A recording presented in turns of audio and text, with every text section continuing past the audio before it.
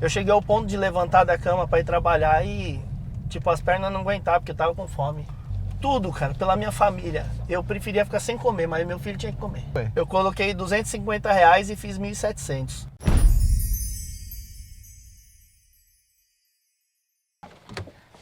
Bora, seu Walter! Bora, seu mago!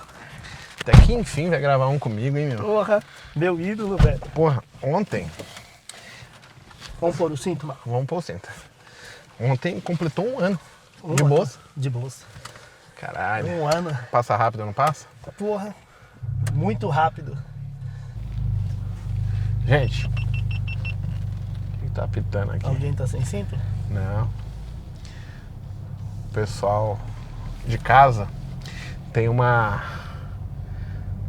falsa sensação que é fácil. Não é. Walter, um ano ontem, né? Um ano. Mas conta pra gente, Walter, quem que é o Walter? Porque as pessoas acham que é fácil, né? E assim, na vida de todo mundo, por mais que a gente olhe, às vezes o cara tá com uma camiseta legal, um tênis, um carro, uma casa, e as pessoas acham que aquilo veio assim, ó, pá, caiu do céu. De Deus. Exato. Quem que é o Walter? Bom, Walter, sou um cara nascido no Guarujá, criado lá no Guarujá, né? Família humilde e que saiu para trabalhar logo cedo. Meu negócio sempre foi trabalho. Trabalho. Você estudou, fez faculdade, essas coisas, ou sempre... Não, Mago, então, eu tive um pouco de dificuldade na escola, né? Eu sou disléxico. O que é isso aí? A dislexia, cara, tenho dificuldade, por exemplo, com ponto, vírgula, fazer uma redação, decorar texto. Você não consegue, eu não tipo, consigo decorar, memorizar, entendeu? Então, pra mim, foi difícil. Reprovei escola e tudo mais. Mas terminei colegial, fiz segurança do trabalho, porque quando eu trabalhei na construção eu queria entender o porquê que meu funcionário usava uma luva. Então, por que meu funcionário precisava descer na corda, qual corda tinha que usar, sabe? Então eu fui buscar aperfeiçoamento no setor. Então você se especializou meio que em segurança do trabalho? Segurança do trabalho. Sou formado em segurança do trabalho. Legal. Segurança do trabalho. E assim, trabalhou na área de construção? Trabalhei na área de construção, montei minha empresa. Sua empresa fazia o quê? Ela fazia limpeza de pós-obra, pegava quando era um prédio já construído, né? Tipo, já tinha moradores, fazia uma restauração de fachada, né? E fazia serviço de rapel, que descia na corda pelo lado de fora do prédio, sabe? E foi fácil começar essa empresa? Como é que foi isso? Não, porque eu tenho medo de altura. Então eu ficava na mão do funcionário. O funcionário descia, quando ele não queria ir trabalhar, ele não ia porque ele estava cansado, alguma coisa assim, sabe? Quando eu comecei a descer na corda e eles viram o patrão trabalhando junto, dando sangue junto, eles... Você acha que isso mudou? Tipo, a visão deles sobre você, sobre o comprometimento deles? Acho que sim, porque assim, eu tive bastante funcionário. Isso é legal. Bastante funcionário mesmo, sabe? E assim, eu fazia aniversário do funcionário, final do mês eu levava bolo pra obra, pra comemorar aniversário junto com o funcionário. Tive excelentes funcionários, excelentes. Pô, no começo foi difícil até você achar a sua equipe. Você sempre já saiu, sabia quanto que ia cobrar? Não, porque assim, não. normalmente é difícil. De onde que eu vou montar uma empresa? Não. E como é que foi isso aí? Então, pro meu primeiro serviço, me deram um valor do prédio. Ah, você tem que fazer o prédio, X. E era pra fazer o quê? Pra lavar o prédio por fora. Entendi. E daí eu peguei e vou fazer o serviço. Eu preciso mostrar o meu serviço, preciso mostrar meu trabalho. Só que como eu nunca tinha feito, eu vou aprender, né? Daí eu peguei, os funcionários começaram a fazer, chegou um momento que eu não tinha mais dinheiro, porque assim, o valor foi muito apertado. E aí todo mundo achava que eu ia desistir, eu ia entregar a obra e abandonar, né? E daí eu falei, não, eu vou descer, eu vou fazer. E eu com medo de altura, não chegava em sacada de apartamento. Acabou a grana? Acabou o funcionário a grana. te deixou? Os funcionários, assim, ficou um só. Mas vazaram. Isso porque você não tinha dinheiro pra pagar. Não, porque, tipo assim, o dinheiro que eu tinha, eu pegava empréstimo em banco, refinanciava carro, mas pra pagar funcionário. E eu tive que descer na corda, tive que enfrentar os medos. Isso é um verdadeiro rebolation. Foi difícil. Eu tive bastante dificuldade com a empresa aqui, por desconhecimento. Sim. E aí você conhece pessoas boas, pessoas ruins, né? Exato. E acaba que todo mundo acha que apenas você chegou ali, você é dono, que tem nada. Facilidade. Não, tem muito trabalho só. Mas e aí, você terminou a obra? Terminei a obra. E o próprio contratante te deu mais serviço? O engenheiro, meu, gosto muito do engenheiro que na época era da obra e tudo mais. Nos tornamos amigos, né? E ele me indicou para outras obras. Porque quando todo mundo achava que eu ia desistir, eu tava lá, firme e forte, com fome, né? É foda, cara. Eu já passei um momento Com difícil fome. na minha vida. Teve Com uma época fome. da minha vida que eu não conseguia comprar o cigarro que eu fumava, as fraldas da minha filha, e eu dependia do meu pai. E, cara, talvez essa seja uma das fases marcantes da minha vida, de dizer que como a gente não consegue fazer as coisas sozinho, que vira e mexe você vai precisar de apoio, de pessoas fortes ao seu lado, né? Família, filhos, mulher, pô, é um pilar importantíssimo, né? A família da gente, estando do lado da gente. Eu cheguei ao ponto de levantar da cama para ir trabalhar e, tipo, as pernas não aguentavam, porque eu tava com fome. Ô, louco. Dá Eu vontade nunca de chorar, passei fome. Meu pai bancava a casa Dá vontade de chorar quando e eu falo isso. ele, tipo assim, comida nunca faltou. Mas meu pai, cara, nunca ganhou uma grana preta. Ele era motorista de ônibus, motorista de táxi, depois foi um pouquinho motorista de aplicativo. Então, assim, era um trampo de dirigir, né, meu? Não paga uma fortuna. Ganha ali seus 4, 5 pau, 6 pau, mas é isso aí. Então, quando eu saí de casa, casei, tive minha primeira filha, eu me peguei nessa situação por despreparo, por achar que era tudo mais fácil e, tipo, ter ignorado vários avisos, por exemplo, que meu pai me deu: vai devagar, faz com calma, vai estudar, vai não sei o quê. E você, às vezes, muitas vezes, quando você é adolescente, você tá cagando pra isso e tá falando: que se lasque, eu vou fazer por minha conta, eu sei fazer. E é mais ou menos como acontece no trade hoje. A gente começa de uma maneira errada e aí vai enfrentando os problemas conforme eles vão aparecendo. E isso tudo, se a gente olhar, né, é quando fica mais difícil as coisas. Porque hoje você não tenta instruir seus filhos, e eu tento instruir os meus de uma maneira que eles não errem o quanto eu errei, e assim como meu pai fazia comigo. Então, por mais que a gente às vezes não goste, acaba que você entra na mesma roda gigante e agora você começa: agora eu entendi por que meu pai falava assim comigo, por que ele fazia. Porque ele já estava vivendo na prática e eu estava vivenciando uma simulação. Exato. Isso é engraçado.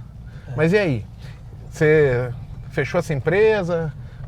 Parou? O que foi? Então, chegou um momento que eu cheguei final de ano a fechar campo de futebol para levar os funcionários. Ô, louco. Tinha bastante. E assim, eu sempre fui braçal e, pô, minha esposa que... Meu braço direito, metade de mim é tudo ela, cara. Porque assim, se eu conseguir chegar onde eu tô hoje, foi graças a ela. Cara, me apoiou sempre. Todo cara bem sucedido, ele tem uma mulher gigante atrás dele. Mano, cara, minha mulher, ela é pequena só no tamanho, mano. Porque ela é gigante, cara.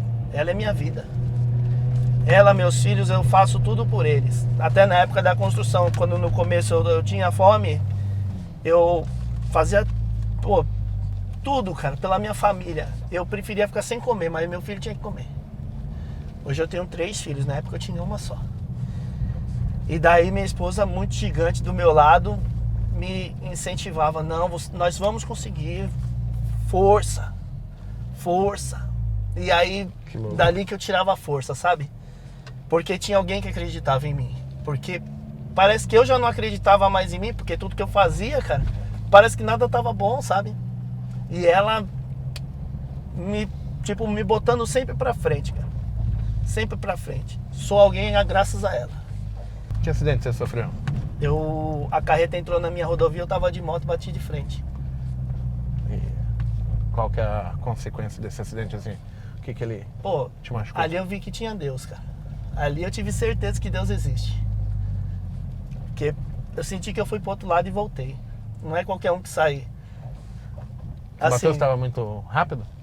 Não tava, era uma rodovia, eu tava uns 80 por hora. Pô, tá de rápido moto. pra caralho. É, Outro dia eu tava vendo um simulador no YouTube, onde ele tava simulando uma batida a 40, a 60, a 80 e a 120. Cara, até 60, o carro para e estoura airbag e tal. A partir do 80, já dividiu o carro no meio. Sim. Tanto que quando eu bati, parecia desenho. Eu bati e levei um tempinho pra cair no chão. Porque foi a pancada, né? E daí meu pé prensou no caminhão. Hoje eu tenho uma prótese interna no pé. E a vida começou a mudar ali. Montei outra empresa, saí da construção, porque já era difícil para eu trabalhar. Nenhum médico iria assinar para eu poder descer na fachada, né? Descer na corda. Fui para a área de confecção, na qual eu nunca tinha trabalhado com máquina de costura. Como que é essa loucura aí de você tirar essa ideia de fazer confecção saindo da construção? Então, eu acho assim, quando depende da gente, beleza, eu vou fazer, entendeu? Eu vi que a área pet estava crescendo aqui no Brasil e tudo mais, e eu montei uma confecção pet. Minhas filhas começaram a fazer lacinho de banho tosa, essas coisas, tudo. E eu montei e bora entregar. Tanto que quando eu sofri o acidente, eu tava indo fazer até a entrega de lacinho. Entendeu? E daí eu sofri o lacinho chegou. Eu fui pro hospital. Engraçado que você, assim, você tem uma vida sofrida, mas tem um bom humor, né? Mago, eu acho que assim, a gente, se eu ficar me lamentando, eu tenho isso, eu tenho aquilo, eu não vou ver o futuro, eu vou ver só a vida passar por cima de mim, eu vou ser atropelado pela vida. A gente tem que estar pra frente. E por que veio a ideia, então, de você fazer trade? Tipo, se você tem a empresa, etc. Pô, do nada eu comecei a ver minha esposa e comecei a gostar, ganhei os R$2. E eu nunca tinha ganhado nada assim, né? R$2, legal, bora. E aí minha esposa falou, por que você não faz trade? E aí vambora, eu comecei a fazer, né? E aí foi assim. Deixa eu te fazer uma pergunta, e assim, você começou, migrou, e aí você colocou dinheiro, ganhou, perdeu no começo? Como que foi? Eu coloquei R$250 e fiz 1.700. Ô, louco. Aí eu falei, eu sou um monstro. Tem um monte de gente que acontece isso, né? Só que no começo a gente ganha fazendo...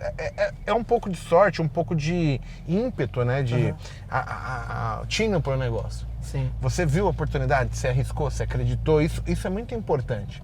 Porque a maior parte das pessoas, elas, não só no trade, mas na vida, elas eu queria tanto fazer, tanto aquilo, tanto, mas de verdade não corre, né? não sai do lugar.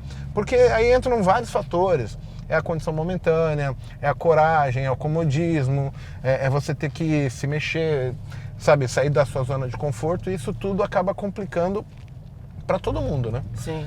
Então é interessante isso, porque assim, você ter esse tino para começar e ter ali eu vou comprar, ter a coragem de clicar. Eu conheço gente que há 5 anos, por exemplo, está tentando operar um contrato e o cara não sai do lugar. Enquanto outros, em 2 meses, o cara falou, não, peraí que eu vou aumentar, eu vou fazer. E cada um tem o seu tempo, entendeu? Sim. É a parte legal. Isso aí, esse negócio de cada um ter o seu tempo, eu acho que vai muito do foco, né, da pessoa também, que, por exemplo, eu comecei na mentoria no começo do ano, né, e eu era o cara que eu tinha medo de clicar até no simulador com um contrato. Eu não clicava. Na real, pra você ter uma ideia, podia subir eu e você em cima do meu dedo, que meu dedo não apertava o mouse, não. Não tem jeito, eu não clicava. E o pior é que eu falava, olha lá, e vai pro lugar. Eu em 2006, em setembro de 2006, eu peguei essa situação aí. Foi quando eu descobri que eu tinha quebrado. Eu fiquei de setembro a março, quase que todos os dias, assistindo o mercado, mas eu não tinha mais a coragem de clicar. Eu vi a oportunidade, via dar certo, e aquilo era muito frustrante, porque eu não tinha participado, porque eu não tinha coragem, eu via que teria dado certo, teria dado errado, e eu entrava num conflito tão grande comigo, falei, o que está acontecendo? Eu não sabia, mas aí era tipo o medo, a sensação, a angústia, eu tive, sei lá, provavelmente uma crise de ansiedade fortíssima, que me travou, me congelou. E o tempo me fez ver coisas, assistir, abrir um pouco o conhecimento, para depois lá em março, minha mãe me ajudou pra caramba, e ela, minha verdadeira assim, guia, força, sabe, de vai que você consegue, você é capaz, porra, vamos lá. E eu, puta, meu, por que ela acredita tanto em mim e eu não acredito? E eu não acredito. Exato. Minha esposa, ela acreditava em mim e eu não ia. E assim, você fez R$1.700 e quando é que você se ligou que tipo não estava indo bem mais? Porque assim, quando eu ganhei esse dinheiro, eu falei, porra, eu vou estudar, porque quanto mais eu estudar, mais fera eu vou ser, eu vou fazer mais dinheiro. É uma conta fácil. É uma conta, e aí eu comecei a estudar, só que assim, não, tipo, você estuda muito e você fica bugado, porque, por exemplo, aí você começa a estudar indicador, aí um indicador da compra, outro da venda, aí você começa a ficar naquela indecisão, ou será que é, será que não é? E aí eu comecei a perder. E aí, compra a barra de elefante. Aí você comprava a barra de elefante, tomava o stop de uma barra de elefante. E quando você ganhava 2 gizinhos. Sabe, um setup. E quem ganha, depois eu entendi que não são setups, são pessoas. A atitude de clicar na hora certa, entendeu? Quando você começou a perder assim, quais foram os valores que você começou a perder? Pô, Mago, eu tinha na minha cabeça que eu iria operar um contrato até aprender, porque eu sabia que eu ia perder. Então vamos supor, eu era o cara corajoso no stop. Mas corajoso, eu aguentava stop. Um contrato, R$300. Caralho. Sabe? Tipo assim, sem noção hoje, vamos supor. 1.500 pontos contra. Porque assim, eu ia esticando, corajoso, né? Você vai esticando. Você entrava, se fosse pra favor, beleza, aí você ganhava. Você ganhava. Só que se fosse contra, você não largava o osso de jeito nenhum. Só que aí eu fiquei consistente nessa época. Perdia todo dia. Você ganhou, deve ter chegado em casa, falado pra esposa, pô, tô ganhando e tal. Aquela felicidade toda, né? E daqui a pouco você tem que falar pra esposa que perdeu. Como que foi ali? O apoio? Como é que você falou? O que você estava sentindo nessa época aí? Então, na época eu falei, pô, eu não vou mais não, porque isso aqui não é pra mim, entendeu? E aí é que tá a minha gigante. Ela falava, vai que você vai conseguir. Ela sempre acreditou muito em mim. Ela sempre me apoiou muito. Legal pra caralho. Então, assim, tanto que, quando eu toco sobre a minha esposa, eu tenho vontade de chorar que assim, é minha vida, entende? Então ela sempre acreditou em mim, ela falava, você não vai desistir, você vai conseguir. Até que veio a grande mudança que eu senti, né? Que nem quando eu entrei na mentoria, o primeiro mês pra mim foi o 0 a 0. Falei, mano, parei de perder, cara. Por quanto tempo você ficou ali perdendo? Eu comecei dia... Fez um ano, né? Você começou a receber um e-mail? Sim, fez ontem. Eu recebi um e-mail ontem, de 1 ano de bolsa. Eu tava vendo um vídeo que apareceu de um rapaz lá, de um trader que tem medo de clicar. Aí eu comecei a ver, eu falei, pô, então eu acho que esse medo faz parte do processo, né? Faz parte do aprendizado do trade, são as fases. Aí ela falou, quem que é? Eu falei, Igor Rodrigues. Aí ela falou, pô, eu acompanho ele e tudo mais. Então você pegou um vídeo meu desses do YouTube que a gente posta e ele te ajudou nada, ele chegou pra mim no YouTube, plau, foi meu presente, cara. Que legal.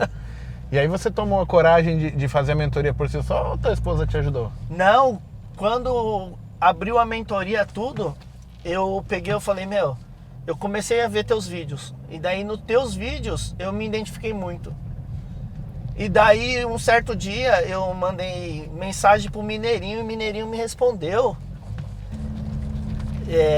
Tu falou uma frase pra mim que ficou muito marcada, sabe? Qual foi a frase? Cavalo se coça com cavalo. Eu aprendi isso com um aluno também. Se eu quero vencer, eu tenho que andar com quem venceu.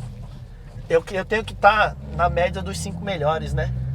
Isso foi uma coisa que mudou minha vida. Então, isso pra mim foi sensacional, porque assim, eu quero vencer. Porra, eu sempre fui um guerreiro, um batalhador. Eu tenho que estar com gente do meu... Você sabia que, tipo assim, a gente abre aqui toda quinta-feira pra vir alguém aqui tomar uma breja, bater papo? Você já veio Eu várias trouxe vezes? meus filhos, porra. Exato. Mas quantas e quantas vezes tem aluno que me dá uma oportunidade, tem um negócio bom, ou me ensina, me dá uma visão que eu não tinha de uma situação. Eu vivo aprendendo, só que eu aprendo com as pessoas que têm o mesmo interesse que eu. Sim. Porque assim, porra, eu quero ser trader, eu vou andar com um grupo de açougueiros, Não dá. eu vou aprender lá a cortar carne. Posso querer saber de churrasco, mas Sim. eu tenho que saber separar as coisas. E isso que às vezes eu fico confuso, porque as pessoas, elas não têm, como chama? Esse discernimento que elas precisam se blindar para tipo, ter uma informação de qualidade sobre aquilo que eu quero fazer. Sim. E não tem muito a ver sobre estar certo, mas pessoas que estão percorrendo o caminho, que já passaram por obstáculos, ela fala, olha, isso aqui pode dar mais certo, isso aqui pode dar mais errado, tenta ir por esse lado aqui, é mais simples. Sim. A grande maioria, ela se machuca tanto que ela perde até a crença que, assim, eu aprendi uma coisa na minha vida onde eu tenho que a maior parte das pessoas são boas. Então, todos que vêm aqui eu sempre recebo da melhor maneira, porque eu entendo que é muito mais fácil essas pessoas terem valores que vão me ajudar, que vão me fazer crescer, que eu prefiro muitas vezes receber elas de braços abertos, porque eu acabo sendo muito beneficiado por isso. E, cara, funciona. Chama-se lei da reciprocidade. Se eu ajudar o Walter vai chegar um momento que ele vai falar assim, caralho, o Mago tá precisando de ajuda ali. Cara, é muito difícil. Você fala, não, vou cruzar o braço aqui, não vou fazer porra Não nenhuma. vou fazer por ele, porra. O cara me ajudou, porra. Sim. Eu tenho uma dívida moral. Exatamente. Essa dívida moral, ela é pra sempre. Exato. Então, até para o pessoal de casa tentar entender isso, cara, isso pode ser na sua faculdade, no seu trabalho. Qualquer lugar. Quando você é uma pessoa do bem, prestativa, cara, a maior parte das pessoas vai te devolver. Aí, óbvio que eu, ao longo do processo, eu tive que aprender. Você não pode esperar que todo mundo, só porque você te ajudou, que elas vão devolver. Tem pessoas que não valem a moeda que você apostou nelas. Então, assim, eu aprendi muito mais sempre que as pessoas têm muito mais a me ajudar do que eu até ajudar elas. Porque assim, eu sou trader apenas, mas eu conheço o Walter que tem uma confecção, eu posso conhecer o Walter que tinha uma empresa de construção, eu vou conhecer o Walter que poderia ser advogado, e aí os Walters que eu vou conhecer são milhares. E todos eles querem assim, porra, eu quero chegar em casa, eu quero dormir, eu quero estar em paz com Deus. Deus vai achar que eu sou bom sendo um filho da puta? Não. Então eu quero fazer o bem, eu quero espalhar isso. Só que eu também não acho pessoas que estão na mesma vibe que eu. Na mesma vibe. Então eu tenho que quebrar essa partida para que as coisas vão acontecendo. E aí sabe onde eu encontrei isso? Com o Paco, com o Monteiro, com o Hudson, com o Robson, com você, com o Matheus Filmmaker, o Ragnar, que são os meninos que todos eles eram meus alunos, e eu falei assim, cara, esse cara é tão bom que eu vou fazer ele crescer junto comigo. E as pessoas de casa têm que entender que isso é o teu ciclo. Você tem que ver pessoas empenhadas no teu sonho, nos teus objetivos, e vocês juntos batalharem para chegar. Porque é muito mais fácil 4 mãos, 4 pernas do que 2. 6 é melhor do que 2. Equipe. E depois, ao longo do tempo, você vai criando laço, vai dando insight, vai criando sinergia entre as pessoas. Você vai, pô, posso fazer isso, posso fazer aquilo. Ó, surgiu essa oportunidade, vou falar com ele ali. Isso me ajudou muito. E as pessoas deviam pensar em fazer isso. Quando eu falo pensar, eu não estou falando só no trade, eu estou falando como vida. Cara, eu conheço muita gente hoje que a busca delas não é mais, por exemplo, por um funcionário. Ela quer um braço direito. Um braço direito. E se ela puder arrumar um braço direito, que ele é o braço direito e o esquerdo junto, esse cara, ele vai viver bem. Porque o cara, assim, o cara que chegou, ele tem um monte de estrutura, ele tem facilidade, network, ele tem abertura, alcance para ganhar dinheiro, etc. O que ele não tem? Boas pessoas para trabalhar com ele. Porque as pessoas hoje começam ali, ela com 15 dias ela já está reclamando. Ela não está disposta a doar nada. Não ela já quer receber o processo. E assim, uma coisa que esse cara que chegou sabe, é aquele cara, a maior parte das pessoas vão falar que fazem, mas não conseguem se provar ao longo do tempo. Sim. E aí, eu que tô chegando, eu tenho que pensar assim, cara, não seria melhor eu me dedicar aqui e tal? Eu tenho que mudar, eu tenho que chegar lá naquele andar que esse cara tá. Não adianta eu querer que esse cara venha se rebaixar. Que ele desça pra me buscar aqui, ele não vai fazer. O cara que tem que mudar sou eu. E você é um cara legal, sabe? Quando a gente falou aqui sobre você ir lá ajudar o seu funcionário, você primeiro mostrou que você estava ali para ajudar, que eles podiam contar, e você recebeu desses funcionários, os que ficaram, né, tal, a prova, né? Porque depois você desmanchou a empresa, ninguém te fudeu, nem nada, você contiva os amigos, e eu tenho certeza que se eu ligar pro cara, Oxi. Ele falou, opa, Walter, é agora. É agora. Certeza. Cara, a tua história de vida é fantástica, Walter. Eu queria que mais pessoas tivessem essa hombridade. Eu venho pra cá, eu me sinto tão à vontade, eu sou muito tímido. Eu até, pra falar na frente das câmeras, eu sou muito tímido. E aqui eu me sinto tão à vontade, cara. Parece que a gente já se conhece há anos e anos. De tão à vontade que eu fico aqui. É fantástico, é sem palavras, é só agradecimento. Queria agradecer. Eu que agradeço. Quando que nasce o bebezão aí? Não, eu tenho que gravar aquele vídeo streaming. Gente, obrigado. Esse foi mais um passeio da Magolab. Esse é o Walter Vicello, o vulgo Máfia. Que foi tu que batizou. Exato, mas pô, o nome de Vicello é um nome de mafioso, né? Não, e o pior é que os colegas que a gente faz, os amigos aí do trade, do dia a dia, que vem conhecer a Magolab, aí a gente troca contato, tudo. Ninguém sabe meu nome. É máfia? É máfia. Bora lá, vamos tomar Heineken. Obrigado, hoje eu vou tomar, eu que agradeço. Valeu, pessoal. Até a próxima. Valeu, gente.